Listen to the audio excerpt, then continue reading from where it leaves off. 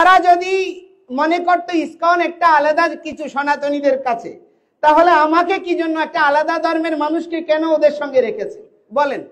এবং আমি ওনারা সবাই এখানে উমেশানন্দ মহারাজ আছেন, প্রাঞ্জলানন্দ মহারাজ আছেন, ওনারা অনেক ঋদ্ধ জ্ঞানী গুণী, আমার মতো একটা নাবালককে কেন ওনারা মুখপাত্র করেছেন, এটা আপনারাই বিবেচনা করবেন, এটা আমি কি বলবো। এবং অতিশয় দুর্ভাগ্যজনক হচ্ছে এই অপতৎপরতাটা করা হচ্ছে বাংলাদেশের যে প্রতিক্রিয়াশীল গোষ্ঠী, তারা জানে ইসকন সারা বিশ্বে সমাদৃত। এই যে আপনার আমেরিকায় এখন গোয়েন্দা প্রদানের দায়িত্ব প্রাপ্ত হয়েছেন তুলসী গিবার্ট, সেই ইসকনের একজন ভক্ত। তো ইসকন যদি জঙ্গি হয়, যে আমেরিকা সব সময় জঙ্গির বিরুদ্ধে রোল প্লে করে, তাহলে তাকে কেন সেখানের প্রধানের দায়িত্ব দিয়েছে? রামায়া স্বামীরা আছেন, যিনি হোয়াইট হাউসের নীতি নির্ধারক প্যানেলে দায়িত্ব দিয়েছেন, তারা হচ্ছে ইসকনের অনুগামী ফলোয়ার্স। তাহলে এইরকম ব্যক্তিদেরকে কেন ওখানে দায়িত্ব দিয়েছে হোয়াইট হাউসে?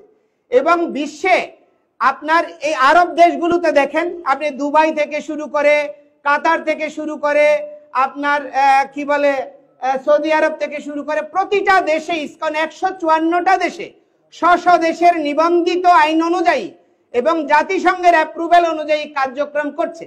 জাতিসংঘের প্রায় 9টা সংস্থা ইসকন ওতপ্রোতভাবে কাজ করছে।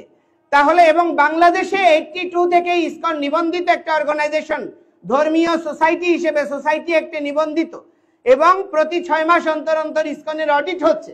যেই সমস্ত সংগঠন ইসকন নিয়ে প্রশ্ন করছে, তাদের আয়ের কোনো হদিস নাই, তাদের ব্যয়ের কোনো হদিস নাই, তাদের কোনো নিবন্ধন নাই, উস্কানিমূলক কথা বলে, কারণ জানে ইসকনের বিরুদ্ধে কথা বললে বিশ্ব বিবেক কথা বলবে। যে রাশিয়ায় গীতা ব্যান করতে চেয়েছে, এখন সেই রাশিয়ায় সবচেয়ে বেশি ইসকনের প্রচার হচ্ছে।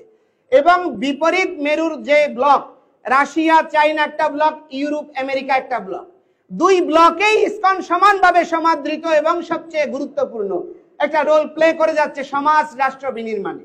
তাহলে সেখানে ইসকনকে জঙ্গি তকমা দেওয়া, সেখানে ইসকনকে ব্যান করার প্রস্তাব করা, এটা বাংলাদেশের বৈশ্বিক প্রেক্ষাপটে অস্থিরতা তৈরি করা এবং বাংলাদেশ সম্পর্কে একটা নেতিবাচক ব্র্যান্ড বা আপনার প্রচারণা স্টাবলিশ করার জন্য এই অপতৎপরতাকারীরা করছে। তো আমি মনে করি, এই যে মনে করেন আমরা তো বললাম, আমরা চরমোনাই সাহেব উনি বার্ষিক মাহফিল করবেন, একজন উনি স্বনামধন্য পীর, আমরা সম্মান জানিয়ে সিদ্ধান্ত নিয়েছি আমরা এটা পিছিয়ে যাব। যদি আমরা জঙ্গি হতাম তাহলে আমরা বলতাম যে উনারা যেমন করতে পারে আমরাও করতে পারি। তাহলে যেখানে সহনশীলতার শিক্ষা দেয়, আমরা কোনো প্রাণী হত্যা করি না, মাছ মাংস খাই না, ডিম রস